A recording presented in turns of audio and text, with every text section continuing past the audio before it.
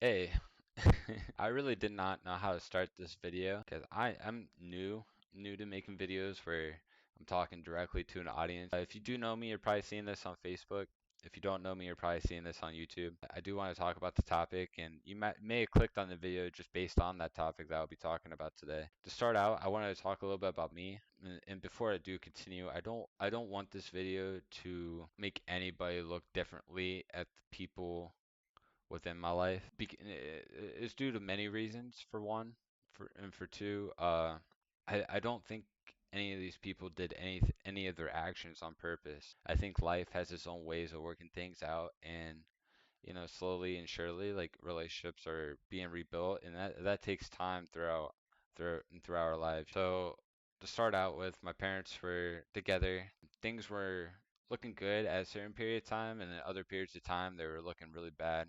I've got to witness multiple things, uh, physically, mentally, just trauma in general. Like I got to experience trauma at a very young age, and whether that be a part of it or witnessing it can both have an effect on a human being. They eventually got divorced, and my mom remarried, and my dad also remarried, and I got to experience those people too, and live with them, experience their life, and why they think, and why they do what they do. And even though I agree to disagree with how they handle things, doesn't mean I hate these people or dislike these people, don't care about these people. I think that should be known before I continue. Me and my mother, we we had good times in our life, and we also had bad times in our life.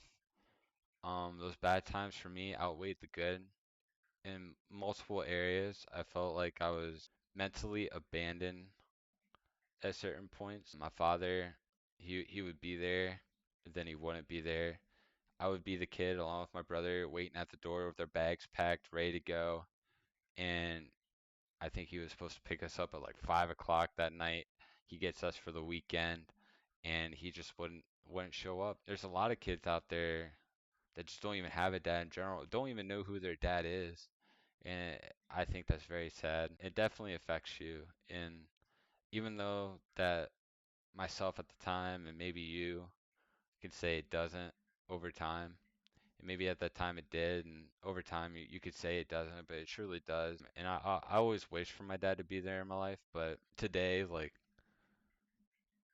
I have a different worldview, so I don't hold any grudges towards him for not being there. It definitely shaped me to who I am today too. So, but going back, me and my mom did not always see eye to eye, and things got really bad, and it got to the point where I would run out of the house and not come back for like an hour or two, and then come back, and tensions would rise again, and then I'd either leave or things would begin thrown, not just from me, but from everybody. The household felt very, I'm trying to think of the word for it other than bad. The household will feel like a war, to say the least. It would feel like a war zone. So when things were looking bad at that house, at my mom's house with my stepdad and such, I eventually made the choice to go live with my dad. And for the first 6 months, everything was really good. I got to experience my father in a good light. He was a good man for the most part. We're all human. We all have bad days, and how we handle things and how we handle certain situations isn't always going to be the best. And you can look back on it and be like, damn, like I fucked up, and that's totally fine. Like I've had many experiences as an adult where I look back on, I'm like, damn, like I fucked up there, and I think that's just part of being human. I did live with my dad for 6 months, and well, it was a little over 6 months. It was for a while, but my dad was going through a lot of different mental health issues. Not only from a root cause of growing up in a household without a father, to his mom just not being a very good person. I've heard stories where like he'd show up at the house, him and my mom at a very young age when they first started dating and whatnot, and she would come out and be like, "You're not my son." And I could only imagine like being being a older teenager with your current girlfriend coming back to your house, to hang out with your family, and you get there and your mom's just like, "You're not my son." To continue on though, like I said, the first 6 months were good, and then I got to experience my dad and the mental health side, and things were going downhill very quickly. And I think a lot of people, they're like, you need to get good grades in school, you need to do this, but they don't really, they look at the objective part of it and they don't look at the mental health part of it separately to understand why your grades are bad. I've always been told that I've had potential to do great things in school, and to be honest, like I knew I did, but like mentally I wasn't there. I wasn't ready mentally to sit down and take care of my own self and take care of my grades. Like my head was in a million different places at this time when I was a very young adult. Young adult as in middle to older teenager, you know? And we're all still developing at this age, so like the brain of a human is still developing at this age. And when I started experiencing that side of my dad, I knew I had to go back because things were getting very scary for me, not only physically but mentally. I felt like I was living within a war zone at his house also, and I went back to my mom's, which was very short-lived. I think when I came back, I lived there for like a couple weeks before things got way too out of hand, and my grandparents were noticing, and they took me in, and I lived there for a while. And again, I think they were looking at the objective. They didn't really see. I don't think a lot of people get to see like the mental health side of things, like young age, parents get divorced, you get to witness multiple physical and mental health behaviors from your loved ones who want so much from you in a good light, but at the end of the day, don't really know what your mind's going through. And also, I think as a kid, you have a hard time expressing that. One day, I brought home a report card and I had a D. I had all C's and one D. And the teacher told me, she's like, hey, don't worry. She's like, I'll get the grade fixed. It was a D at the time, but like I turned in something a little bit later than I should have. They knew my situation to an extent, and they're like, "Well, update your report card. Just let your grandparents know. Like, we'll get this fixed." So I brought the report card home and had all C's and one D, and my grandpa flipped out. He said, "If you want to live underneath this roof, you have to get good grades." And he's like, "I do not expect A's and B's from you, but I do not want to see you failing." And like looking back on, I totally agree. But at the same time, for me at that time, explaining to him why that D's there and what exactly happened, he did not get. And we got into it. I do kind of want to go over the story a little bit because I love my grandpa to death. Like my grandpa's been there for me for most of my life until now I'm an adult with two kids. I live an hour away and whatnot. He came into the room and well, we got into it verbally a little bit. Like I tried to explain to him about my grade, and he did not accept the reasoning. And I told him I was like, look, I gotta walk away. I went back into my room at the time, which is like their guest room, and he followed me there and started yelling at me, started getting in my face. And as he was getting in my face, I went to not really push him away, but I put my hands out to keep him at a distance. And then he grabbed me. One thing led to another, where we ended up on the bed, and he fell down on the ground. And I told him, I was like, I'm not fighting a 50-year-old. He gets up, pissed off, obviously, and he was gonna take me to my girlfriend's house at the time. My grandma gets home, sees the frustration, everybody, and decides that she needs to take me instead of my grandpa, which thank God she showed up when she did. But she took me off and she wished me the best, basically, because at that point I knew I wasn't going back to the house for a very long time. I ended up couch hopping from one house to another. I was very fortunate that my girlfriend's dad let me stay there for a little bit, but it wasn't long term until later on in my high school career. And I began couch hopping my junior year of high school, essentially homeless, where I didn't know when I was going to get my next meal. My good friend Ben, uh, Ben Davis, if you guys remember the name, from Facebook or whatnot, took me into his grandpa's house because he was dealing with a similar aspect of life that I was, and we got to relate on a level that many students, other students, didn't really get to relate on. They got to go home to two parents, if not, they got to go home to two loving people. Not everybody did, obviously. Many students did not experience like basically couch hopping from one person's house to another like me and him did. And my other good friend Zach, he took me in too, and I would literally either take a ride to my friend's house, my friend Ben's house to his grandpa's house, or walk or get dropped off at Zach's house.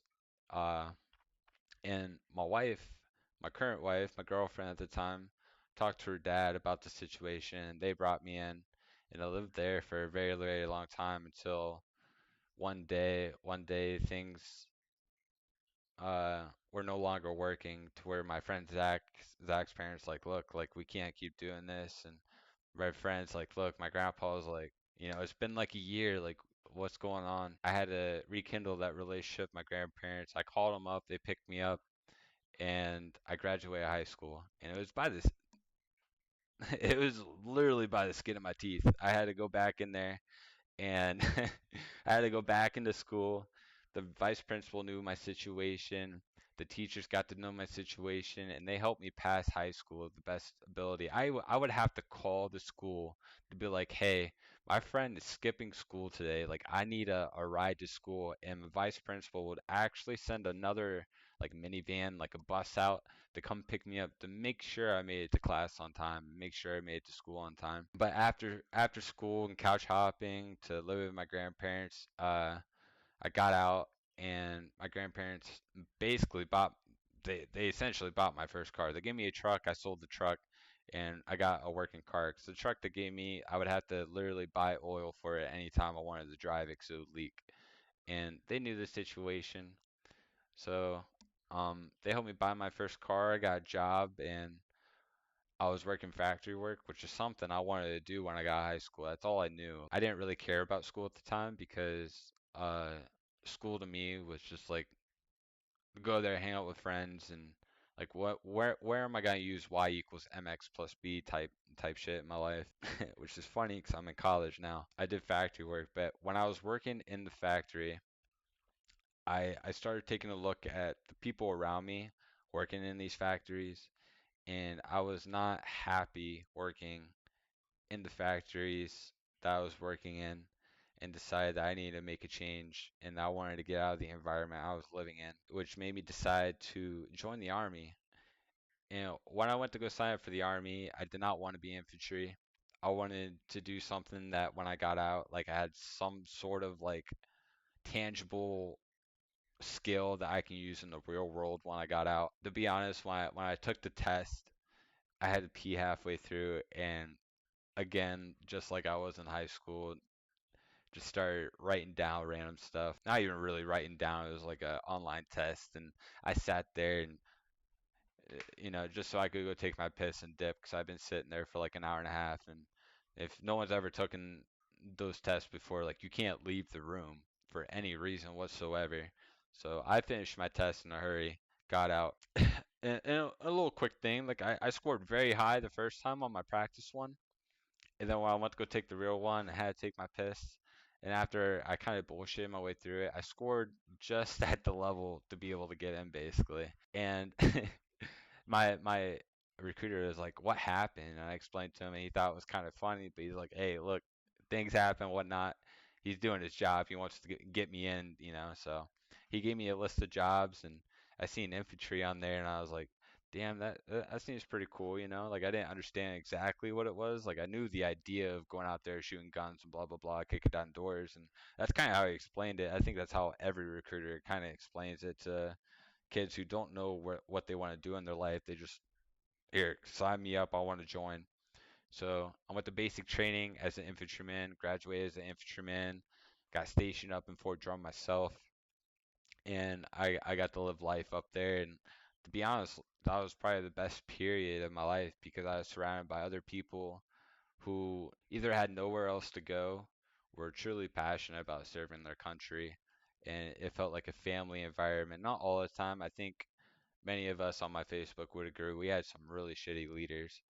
And don't get me wrong, like being a private, like I was very lazy at certain points when packing my bag and whatnot, and the infantry takes that stuff very, very serious. So, I got smoked and whatnot, and got in trouble quite a bit.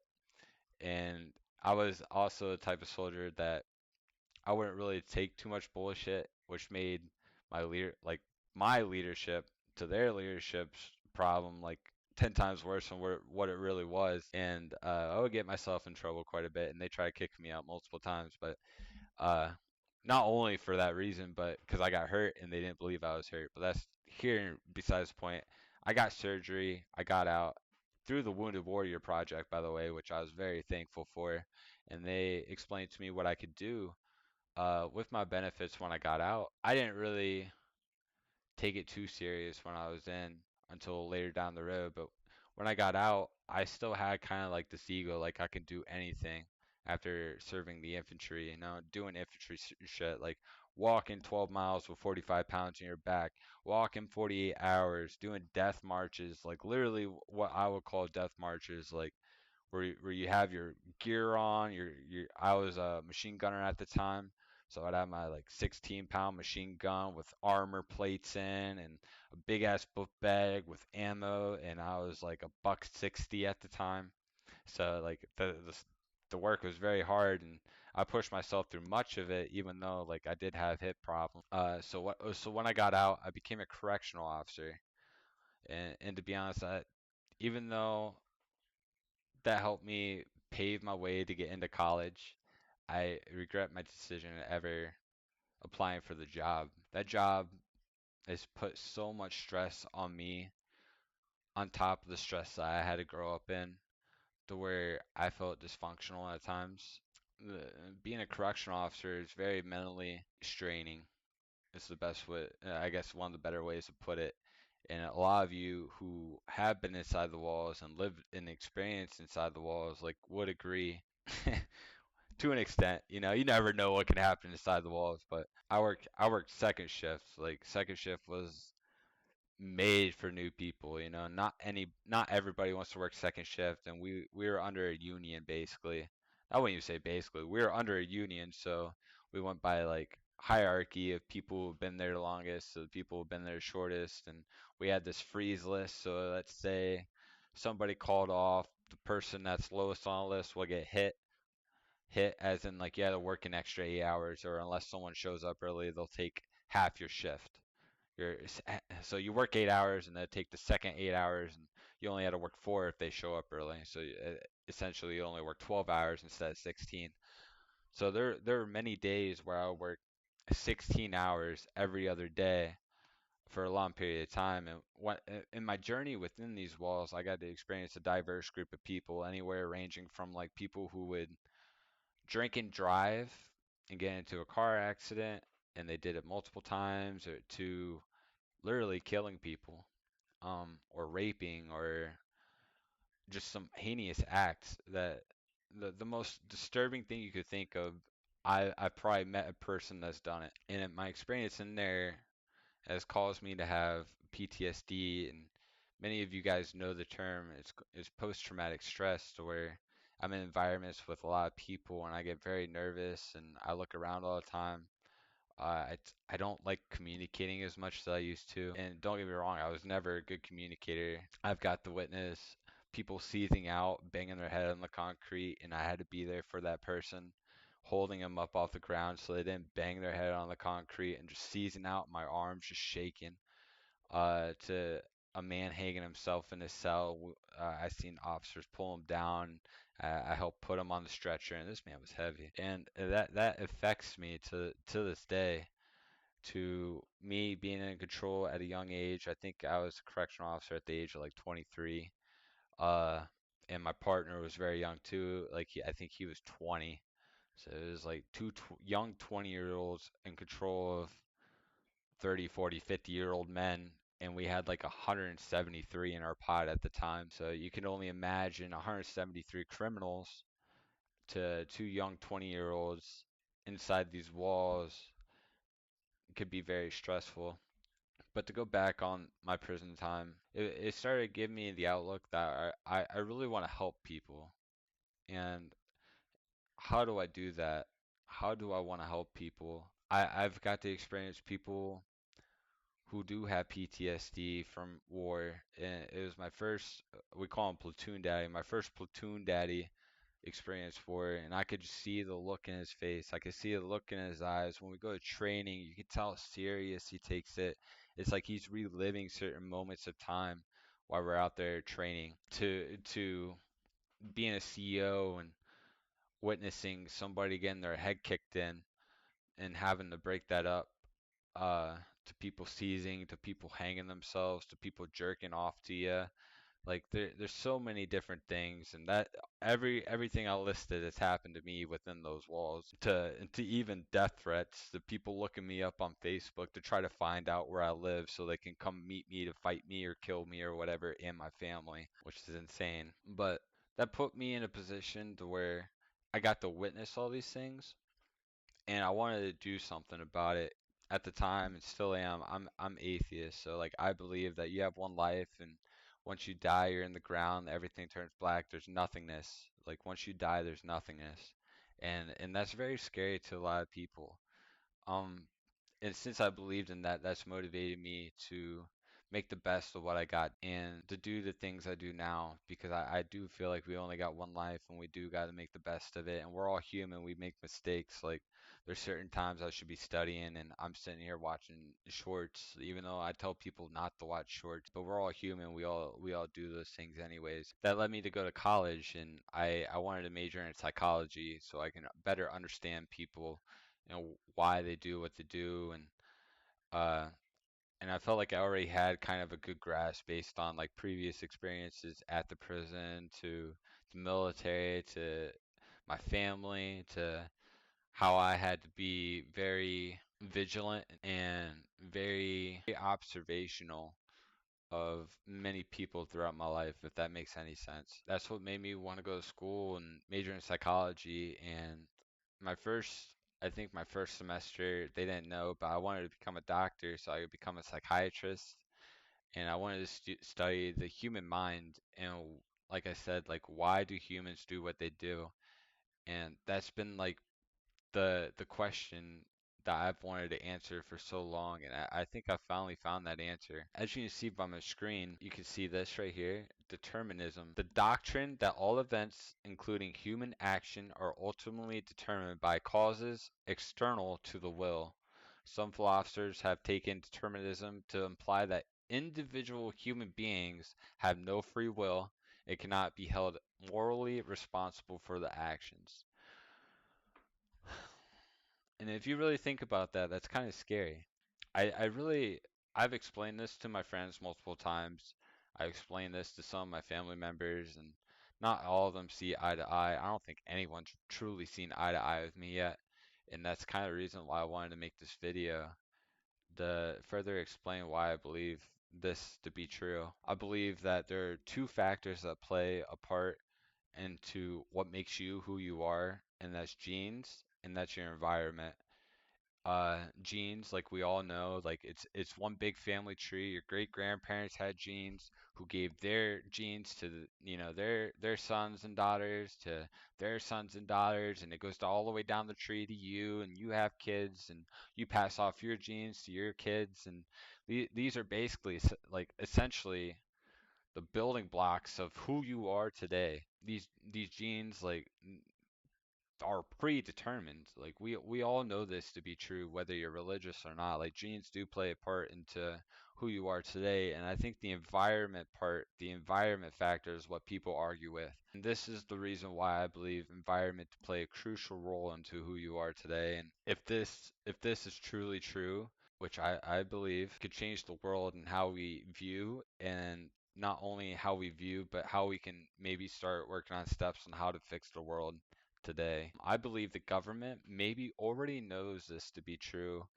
and that's why when you go to TikTok or if you go to YouTube, you go to Instagram, when you're scrolling, you see the same stuff over and over again. Politics is very heated right now, but let's say you believe in conservative views, like you'd be seeing a lot of conservative stuff on your timelines, or if you're very liberal, you would see a lot of liberal stuff on your timelines. And people take these things as fact. They don't look any farther.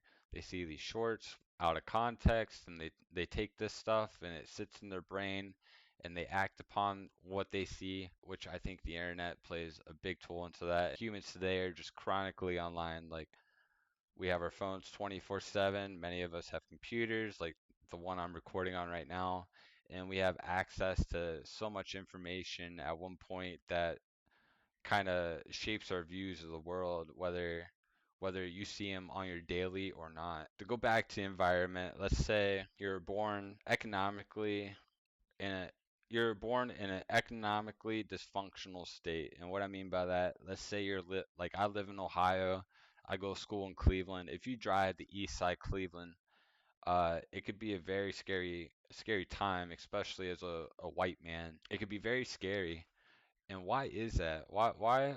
Should white people be scared to drive through East Side Cleveland? Why are these environments, of what I would say, um, why are these environments so hostile? It's because they grew up in this environment their whole entire life and they had to adapt to their situation. When I worked at the prison, a lot of these people that are in the prison don't even know why they do what they do. They just do it. I'm talking about the murderers, the rapists. Like they do know, like they all have it, but like they look back on it and do regret. A lot of them do regret, and if they don't regret, uh, we already know the root cause. It's called mental illness. Like there's something mentally ill with these people that they get off to, if that makes any sense. So to go back to environment though, they're like these places that are not only socially but economically unstable. People grow up in these environments, they adapt to these environments, and they become the people who they are today. And genetics do play a strong role, but I think genetics, they determine a lot of things like height, weight, all this other stuff, obviously. Some people can agree, disagree on certain parts of that, like weight, but we know this to be true. Like certain people are overweight or born to be overweight, and it sometimes can be harder for these people to lose weight based on the genes that they were given. Going back to environment, the environment is what shapes who you are today, but genes is what I believe to be like more of the personality, how we speak, how we talk. Our environment is not only living in these environments that are unstable, but it could be stable too as well. But our environment could be the people we meet along the ways that can change our point of views. We've also known this to be true that certain parts of the brain light up before we even do them. So like before we say something, before we do something. Let's say initially you were afraid to speak in front of somebody, right? Well, let's say you were trapped in a room for 7 days straight and you had to speak to that person for 7 days. And on day one, you might not be that good. Day two, you still might not be that good. But day three, you might start talking to that person. By day seven, you'll be having full conversations, and like you won't be nervous. Like you adapt to your environment. Like how come we can predict in other animals and other species, just based off their facial features and how they react and how they act, you know? How can we predict that, but like we can't predict humans? Like every other life form, we can be like, yep, they're doing this for this reason, but like for humans, like we don't see the same. Again, I truly strongly believe in the fact that we are all born with certain tools. Some of us are smart, some of us are funny, some of us are tall, some of us are short. All these different factors, we're all born with them. Like me and my wife had this conversation yesterday actually, and it's kind of sad talking about it because she is a now I wouldn't say very religious person, but she is a religious person. Like she hopes there to be a God, and she hopes that she could see her loved ones in the afterlife. And here I am telling her that I don't believe in that. And a lot of people that believe in the Bible say that you're gonna go to hell if you don't believe in God and worship God, and they're afraid for what's going to happen to me just because like I do not worship and believe in God. I explained to him my personal points of view that once we die, we're going to get buried and it's going to be complete emptiness. And I believe the only thing that carries us from this life to the next is our kids carrying our genes on to the next set of life. A better thing, because I don't want like anybody to be too confused. Let's say you had identical twins at birth, right? You give one of the identical twins to a successful rich family. It doesn't even have to be rich. It could just be a successful family. They're together. They're working together. They're treating each other like family. and you give the other one to economically destable neighborhood, not even just a neighborhood, but to a family that lives in one of these areas that has been known for gang violence, to shootings, to robbings, to stabbings, to like you go to school and we know these schools not to be very good schools. Like, who do you think's gonna come out on top in life? Um, just like I say, we take those same two identical twins, and you kept one in America based on Christian values, and you take another one overseas, and they were growing up on Muslim values. They grow up on a different set of religious values. Um, what do you think's gonna happen? Do you think this person that even though they were born here in America but grew up in, overseas in a different religious background compared to the one that you left here in America in a Christian background, do you think the one overseas is just gonna find God naturally? I just don't think so. I don't think so. And I think we do see that through our everyday lives. Like you go to China, you can see the culture there. You go to Japan, you see the culture there. You go to India, there's a certain set of culture values there that people abide by and live by. And I think the problem here in America currently is that America is becoming so diverse that there's no real structural foundation. I wouldn't even say structural. I mean, you can say structural, but there's no foundation of set values that we all live by. There's just so many values, and people want to argue this and that, left and right. In reality, we just grew up in different households, different environments that made us who we are today, that makes us see the world in a different light. Again, you may be asking, what's this have to do with free will? Well, I strongly believe in the idea that your genes make you who you are, and as you go through life, like you meet different people with different sets of values that may change your perspective on life, and you can say you can have a choice in that area, but I don't think you really do. I think based upon how you grow up within your own household, to how you grew up in school, to the different outcomes that happen in each event shape you who you are, and your body naturally reacts on the daily, to the people you meet based on previous experiences. I know that can be kind of confusing. I do recommend you to look into this for yourself. 9/11 type theory type thing, like do you believe that our US government caused it, or do you really think that the plane's the one that, destroyed the building and whatnot? We can argue that stuff all day. Uh, so like one of my perspectives is that the government already knows this to be true. And that's why when you go to Twitter, that's when you go to TikTok, that's when you go to Facebook, you get on the shorts, you see videos, you already have stuff on your feed. They're tracking all that.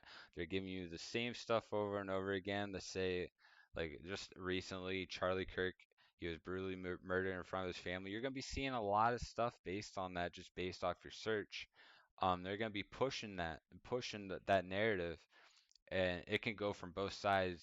Again, like people are celebrating, and if you go to Twitter, and you see that and you interact with that, you're going to be seeing more of those posts than you would others. So I think these governments already know, and that's how they kind of control the minds of many down here. I say down here as in us normal people who are not a part of the government and the part of the CIA and all these other stuff. I believe they already know this to be true, and they're pushing it without us even knowing. That's how they use and abuse social media and other news media outlets to push certain agendas because they know they can get away with it, because based on our environment that we live in, and us as humans being so obsessed with technology and social media and news outlets, that they know if they could push this through the internet, that we as people will see certain things and feel it, get an uproar for it, and fight for it.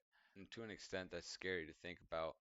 I guess to end this off with, the reason why I kind of want to explain my background before getting into my theory is that I think this is why who I am today, and many of you are the way you are today is based off those genes and your environment, and that's what shaped you who you are today. And the Bible's also spoke about the God knows everything before you even do it, and I think that's true to an extent. I don't believe in God, but I do believe in the fact that everything is already in order in our lives, whether you believe it or not. I think another example I could use.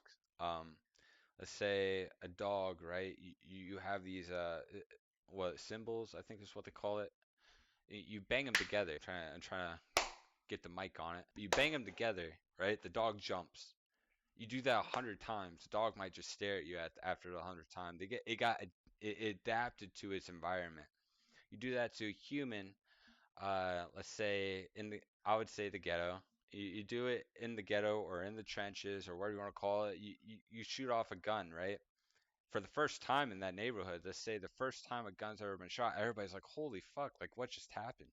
But after the 100th time, you see it on the news, everybody becomes immune to it.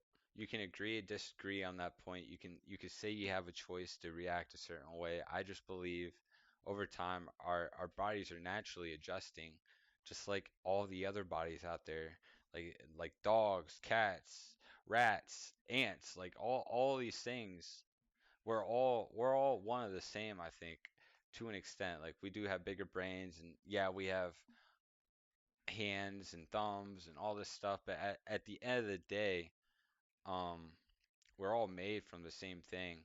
We all have neurons, we all have brains, like we all communicate in our own ways, and we all have genes. Like all these things are still within, and we all have DNA. Like all these things are still within us. Me personally, I never understood why we can predict like other features, and not other features, but predict behaviors among other animals, but we can't do the same for humans. Now there are technically holes in this theory. As you can see here, it says quantum mechanics. They are finding that atoms can move at a random junction, or whatever you want to call it. They can move randomly, like they're not on a set path around the nucleus and whatnot. Um, but but even with that, I just don't see how my theory is wrong based on atoms moving randomly. I guess before I head off, I think this is a great example on addiction in general. Uh, People who tend to use drugs like cocaine, weed, and all heroin, all these other drugs, right? People that quit, there is a reason why you quit. You were doing it every single day of your life or every other day of your life, and one day you quit. Why did you quit? Why? Something changed in your environment that made you want to quit. And me myself, like I was addicted to weed for a very long time, and I'm still getting over it today. Like to be honest, like drugs are, if you've never experienced drugs, like I recommend never getting into them because they're some of the most strongest addictions. Like me and nicotine right now, like like I have too many things on my plate. The last thing I want to do is try to quit nicotine, add more to it.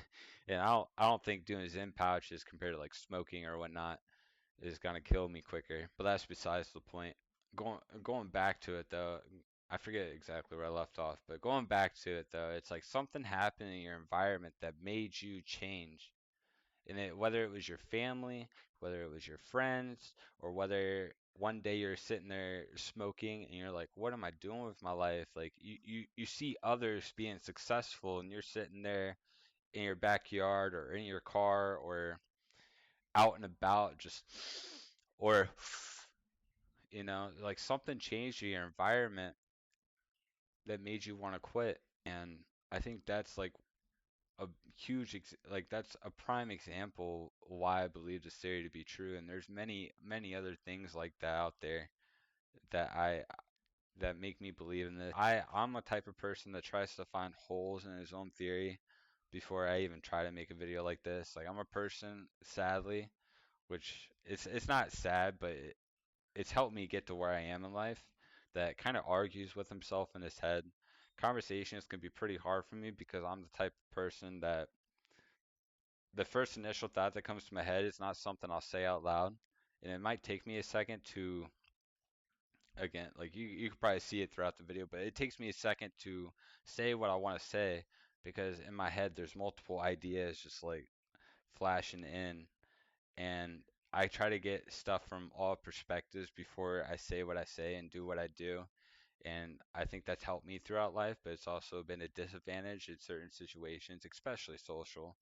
Like it definitely kills me socially, but again, that's totally fine. I'm not like I'm human being too. Like there's like this thing I'm dead set on, but maybe later on I'll change my mind. But as of right now, like I haven't seen anything that would make me change my mind. And the last thing actually before I do head out, the reason why I think this theory could change the world is because we can start to work on how to change our environment to help our society succeed and not create such monsters and start creating better, healthy individuals. My wife asked me, "How do you do that?" And to be honest, I don't have the answer to that right now. There's so many things that you could do, but the minor details like of how do we get a population that's living in poverty, that's known for killing each other, to